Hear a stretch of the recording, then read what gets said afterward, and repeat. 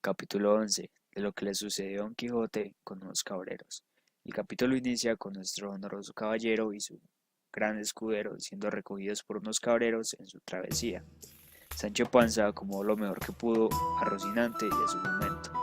Fueron atraídos por un olor que despedía de sí ciertos tasados de cabra hirviendo en un caldero. Les surgió la necesidad de probar la sazón de aquellos tasajos para ver si eran dignos de ser trasladados del caldero a sus estómagos. Pero esa ansia fue calmada al ver cómo los cabreros retiraron los tasajos de la hoguera y luego tendieron pieles de ovejas retocando su rústica mesa, para luego convidar a los dos, Don Quijote y Sancho Panza, de una manera bastante amigable. Se sentaron 6 a la redonda de las pieles en la majada. La majada era un lugar donde se recoge el ganado y los pastores en la noche. Sentándose Don Quijote en un dornajo, que el dornajo es el recipiente donde le dan la comida a los animales, pero en este caso la pusieron al revés para que le permitiera el asiento a nuestro valeroso caballero. Y Sancho se había quedado en pie para servirle la copa, que era hecha de cuerno, y pues esta era para nuestro valeroso caballero. Pero Don Quijote, viendo a su escudero en pie, le contó sobre el bien que posee la caballería andante, cuán valerosos son los que de ella ejercen. Nuestro gran caballero le hizo la petición a su fiel escudero de que tomase asiento y se hiciera en el mismo lugar que él, comiese en el mismo plato que su dueño natural, bebiese por donde aquel bebiere, porque la caballería andante es lo mismo que el amor, todas las cosas son por igual. Pero Sancho Panza dijo que, aunque tuviese bien de comer, él prefería ingerírselo de pie a solas, en un lugar donde no fuese necesario mascar despacio, beber poco, limpiarse a menudo, estornudar y toser. Pero luego Don Quijote le dijo que se ha de sentar porque quien se humilla, Dios le ensalza, y agarrándolo por el brazo, lo forzó a sentarse junto a él. Los cabreros estaban perdidos, no entendían aquel cruce de palabras entre el gran caballero andante y su escudero, por lo que solo se limitaron a comer, mirar y callar. Acabando ya el servicio de la carne, tendieron sobre las zaleas, que las zaleas es cuero de oveja curtido, una gran cantidad de bellotas avellanadas y medio queso que pues ya estaba bastante duro. Luego de comer y saciar sus necesidades humanas, nuestro valeroso caballero tomó un puño de bellotas en la mano y mirándolas atentamente empezó a hablar en voz alta. Empezó a hablar y a admirar aquellas edades y siglos donde los habitantes de este mundo ignoraban las palabras tuyo, mío. Todo era bien común. Resaltó también las transparentes aguas, las claras fuentes, la constante corriente de los ríos. Decía él que en aquel entonces todo era paz, y que ahora, en su detestable siglo, nada estaría seguro ni aunque se encerrase en un nuevo laberinto de Creta. Y por esta razón surge la necesidad de seguridad, por lo que se constituye la caballería andante. Al finalizar por completo la cena, los caballeros le dijeron al valeroso caballero que querían darle otra muestra de gentileza, por lo que deleitarían sus oídos con un cantante amigo de ellos. Y al terminar de decir esto, llegó a los oídos de todos el dulce son del rabel, y con él un mozo de tan solo 22 años, Antonio, que haría el placer de cantar un poco para el valeroso caballero. Capítulo 12. Ya continuando con lo que nuestro compañero Alejandro explicó en el capítulo 11, vamos a proseguir. Entonces ya cuando le estaban curando pues como que la oreja al Quijote, llegó un mozo. Y este le dijo pues lo que había sucedido en el pueblo y que él les dijo que esta mañana murió ese famoso pastor y estudiante llamado Crisóstomo, y se murmuraba que murió de amores por Marcela, la hija de Guillermo del Rico, la que andaba vestida de pastora. En el testamento que Crisóstomo dejó decía que lo enterraran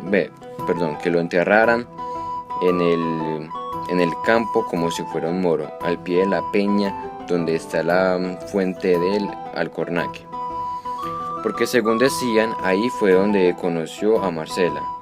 Pero los abades del pueblo, quienes eran las personas superiores del monasterio, pertenecientes a distintas órdenes religiosas no querían que esto se cumpliera porque para ellos era como un acto pagano, un acto de impureza.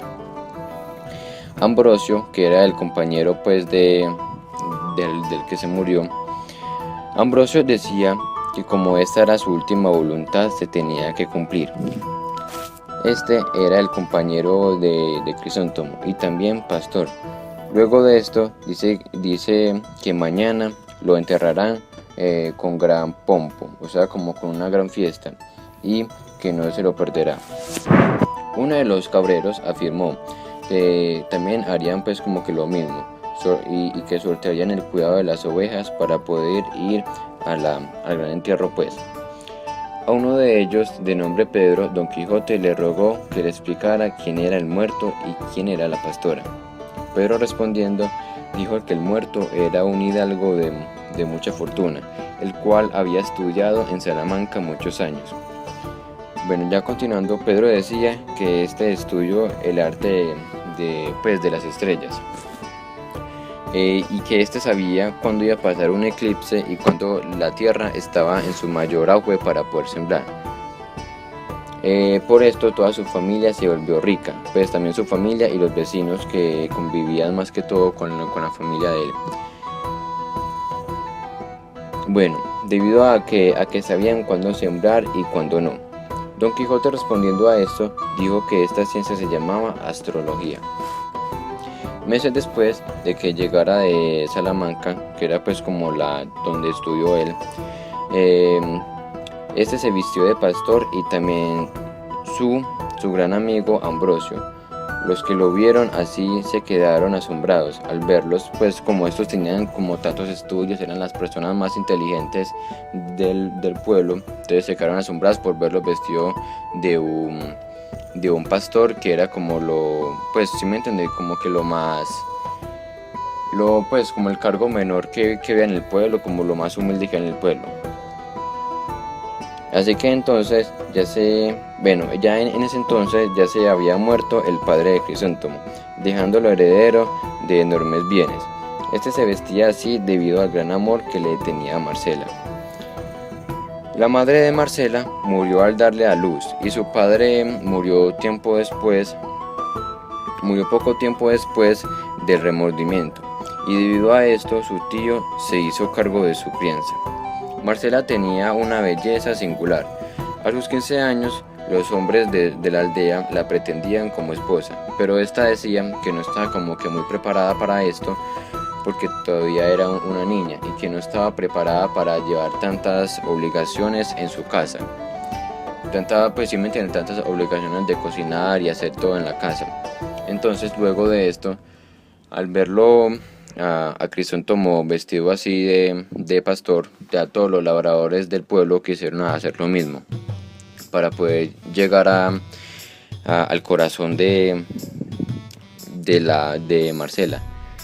Entonces, debido a esto, pues Marcela era como que una mujer como que muy cerrada, y pues porque ella no quería ningún amor con nadie, entonces esta sí los despreciaba a todos y había como que más de uno con el corazón roto y había más de uno llorando también. Entonces Pedro dice que esa es la razón de que Crisóstomo se suicidara. Y ya así concluye el capítulo 12 y eso. Continuando con lo anteriormente dicho por mi compañero Víctor. Bueno, continuando con el capítulo número 13, nos encontramos después de que el cabrero le contara toda la historia de Marcela a Don Quijote. Al otro día, cuando Don Quijote se encontraba dormido, 5 cabreros lo despertaron, 5 de los 6 que se encontraban allí. Esos decidieron salir de este lugar, y no a menos de una cuarta de lengua venían hasta 6 pastores vestidos con pellicos negros y en la cabeza guirnaldas de cipres, los cuales se encontraban en la mitad del camino. Presentes allí 2 pastores y 3 mozos. Allí se encontraba un hombre que era llamado Vivaldo, un caminante. Le preguntó a Don Quijote primero que todo que por qué se encontraba tan armado en tierra tan pacífica. Entonces este le dice que como todo honor de caballero, siempre debe de llevar aquellos instrumentos que lo hacen y lo llevan hacia la caballeriza, mencionando así distintos caballeros, como fue Arturo, un hombre que perteneció a los caballeros de la tabla redonda. También nombró a Don Lazarote, caballero de Bretaña, de la reina de Ginebra. Amadís de Gaula era parte de la quinta generación, de Felismarte de Icania, Tirante el Blanco, Don Baliani de Grecia. Después estuvo hablando unos instantes sobre Marcela, pero Vivaldo, para sacarle más información de lo que Don Quijote supuestamente era de caballero, porque lo pensaba o lo trataba como loco. Continuando así con el capítulo, nos encontramos que el señor Vivaldo le dice a Don Quijote que se encontraba en una de las más estrechas profesiones que hay en la tierra. Así que Don Quijote le dice brevemente: no hace menos el soldado que pone en ejecución lo que su capitán le manda, que el mismo capitán que se lo ordena. Continuando así, diciéndole que no tenía importancia si un fraile que todo un día se mantiene encerrado, rezándole y rogándole a nuestro omnipotente Dios, que un mismo señor, que un caballero, el cual todo un día se encuentra frente a grandes peligros. Así que se defiende consecutivamente de lo que Vivaldo le dice. Continuando así, llegan a... algo que me quedó faltando sobre esta discusión. En esta se encuentra presente sobre lo que replicó el caminante, el cual es algo muy, pero muy poco frecuente en la historia, que dice así: pero una cosa entre otras muchas me parece muy mal de los caballeros andantes, y es que cuando se ven en ocasiones de acometer una grande y peligrosa aventura, en que se ven manifiestos peligros de perder la vida, nunca en aquel instante de acometalle se acuerdan de encomendarse a Dios, como cada cristiano está obligado a hacerlo. En Vivaldo se refiere que Don Quijote siempre debe, o los caballeros siempre a la hora de enfrentarse a un peligro, deben de encomendarse a Dios. Pero Don Quijote, como es mencionado anteriormente, Don Quijote se encomienda pero a su reina, a la Dulcinea. Él no se encomienda a Dios, él lo hace en nombre de su amada. Pero Vivaldo a su vez se defiende y dice haber leído que Don Galaor, hermano del valeroso Amadís de Gaula, nunca tuvo damas señalada a quien pudiese encomendarse, y con todo eso no fue teniendo en menos, y fue un muy valiente y famoso caballero. A lo cual Don Quijote respondió con mucho enojo. Dice así brevemente: Señor, una golondrina sola no hace verano, cuanto más que yo sé que de secreto estaba ese caballero muy bien enamorado, fuera de aquello que querer a todo bien.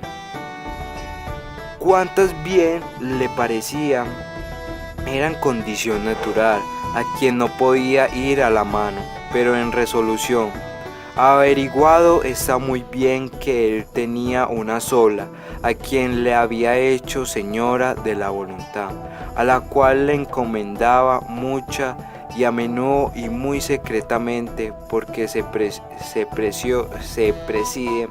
de secretos caballerescos.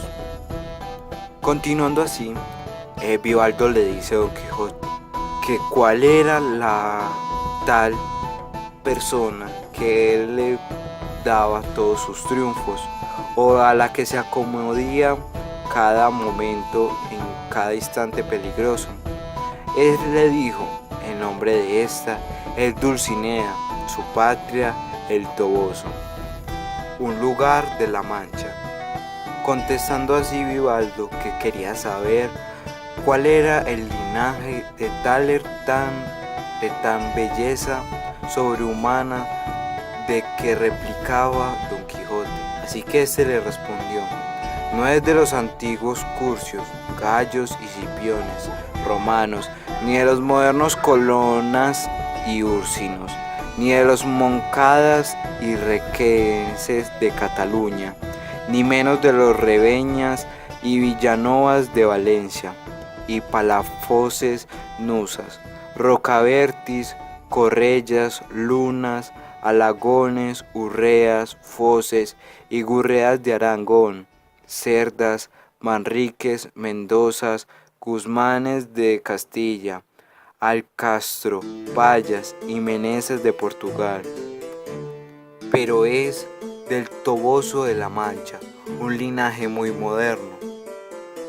Después de escuchar todo esto, Vivaldo, no reconocía a tal hermosa mujer, ya que había vivido un poco cerca a Toboso y nunca había escuchado sobre ella. Después de esta larga discusión, estos llegaron a donde era el entierro de Crisóstomo.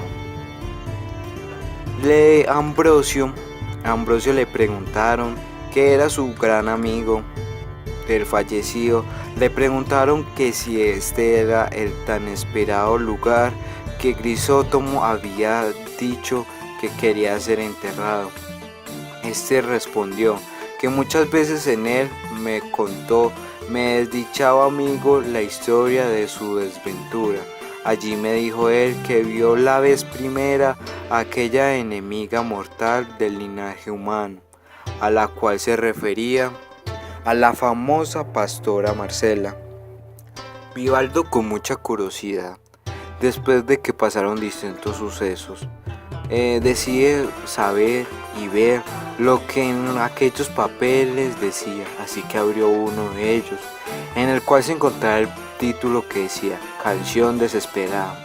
La oyó Ambrosio y dijo: ese es el último papel que escribió el desdichado, y porque veáis, Señor, en el término que le tenían sus desventuras, leedle, de modo que seáis oído, que bien os dará lugar a ello el que se tardaré en abrir la sepultura. Eso haré yo de muy buena gana, dijo Vivaldo, y como todos los circunstantes decían el mismo deseo, se pusieron a la redonda y él, leyendo en voz clara, vio que así decía. El capítulo 15 de la historia de Don Quijote comienza una vez terminado el funeral de Crisóstomo, en el cual Quijote y su escudero deciden despedirse de los que fueron sus acompañantes en esta travesía y entran por el bosque en el cual vieron de partir a Marcela con el fin de encontrarla. A fin de cuentas, lo que se sabe es que andaron más de 2 horas, pero no pudieron encontrarla. En cambio, encontraron un prado de fresca hierba, en el cual al lado suyo se encontraba un arroyo fresco. Y viendo este lugar, deciden pasar allí la noche, que se acercaba de manera rápida. Entonces se alistan en lo que son Rocinante y su jumento, y sacan sus alforjas, y sin encomendar sus alimentos, deciden comer de inmediato lo que había dentro de ellas. Rocinante trata de refugiarse con unas yeguas que encontró en el camino que pertenecían a unos yaguenses, y estos son personas pertenecientes al municipio de Yanguas en España. Entonces, retomando la historia, Rocinante decide refugiarse con una de las tantas yeguas que habían en esta recua, pero estas reaccionan golpeándolo con una de sus patas. Los yaguenses, al ver lo que sucedía, deciden golpear a Rocinante con estacas y palos. En el momento en que sucedía esto, Sancho y Don Quijote pudieron ver tal acto, y el hidalgo, guiado por su cólera, incita a Sancho a tomar venganza, pese a que sus enemigos, los yaguenses, eran más de 20 y ellos solo 2 personas. Quien comienza el acto de la batalla es Quijote, que con su espada hace un corte a uno de estos yaguenses, destrozándole parte de sus vestiduras y su espalda.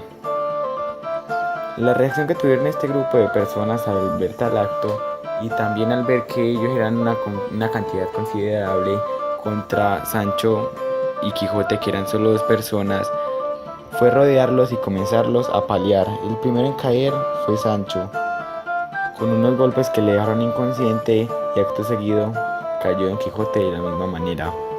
Acto seguido, los yaguenses, al dejar a estas 2 personas molidas, fueron a huir del lugar. Luego de un buen rato, el primero en levantarse de ellos 2 fue Sancho Panza, el cual despierta a Quijote preguntándole si éste tiene alguno de los tantos ungüentos que éste conoce para cuidar sus feridas. Y la respuesta de Quijote es que aunque no las tenga, con el paso del tiempo se podrán curar.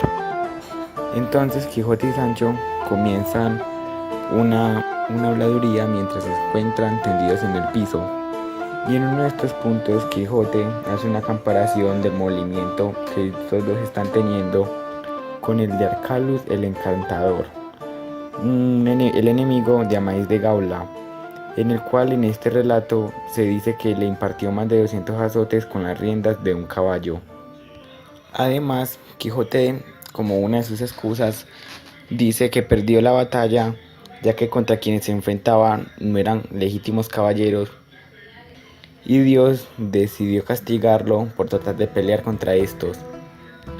Le agrega también a Sancho y le replica para que tenga en cuenta en un futuro que si en algún momento volviesen a tener una situación similar, no dejase que él pusiese la mano en su espalda listo para combatir, sino que Sancho tomase la suya y les impartiese todo el rigor que fuese necesario. Y en caso de que algún caballero se apareciese o algo así, ahí sí Quijote podría intervenir y ayudarle a combatir. Sancho, al escuchar esto, queda impactado y le replica diciéndole que él es un hombre muy pacífico y que perdonaría las moliciones que ha tenido y que de aquí en adelante tendrán. Entonces Quijote, luego de esto, dice que seguirían teniendo una discusión con él si no fuera por el molimiento que está sintiendo, y que trate de ayudarle a levantar para que le ponga encima de su jumento, en este caso el asno de Sancho, para que él y su rocín puedan descansar. Luego de un buen rato de renegar, Sancho al fin levanta a Quijote y le pone sobre su asno, y trata de buscar el camino real para guiarse de este y comenzar a caminar. A poco menos de una legua llegan a lo que resulta ser una venta, y tienen otra discusión en la cual Quijote, desde su parecer, ve un castillo, y Sancho le replica que no, y que efectivamente es simplemente una venta. I can't stop the love we made.